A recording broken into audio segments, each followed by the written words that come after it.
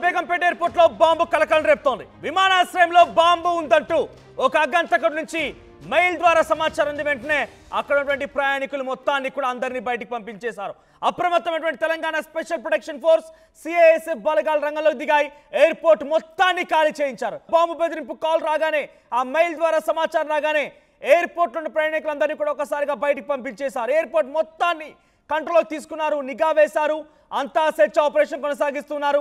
అందరినీ ఒకవైపు నిల్చోబెట్టారు. అక్కడ ఆర్టీవీ స్క్రీన్ పై చూడండి, పెద్ద ఎత్తున అక్కడికి బాంబ్ స్క్వాడ్ చేరుకున్నాయి, డాగ్ స్క్వాడ్ చేరుకుంది, అక్కడికి పెద్ద ఎత్తున ఫైర్ సిబ్బంది, అంబులెన్స్లు చేరుకున్నాయి. రైట్ సైడ్ మొత్తం కూడా విజువల్స్ లో మీకు కనిపిస్తున్నటువంటి వారంతా కూడా అక్కడికి వచ్చిన ప్రయాణికులే. వారంతా వివిధ ప్రాంతాలకు వెళ్ళడానికి అక్కడికి వచ్చి చేరుకున్నారు. కానీ ఒక్కసారిగా ఈ బాంబు బెదిరింపు మెయిల్ రావడంతో అధికారులు, ఎయిర్పోర్ట్ అధికారులు వెంటనే పోలీసులకు సమాచారం అందించారు.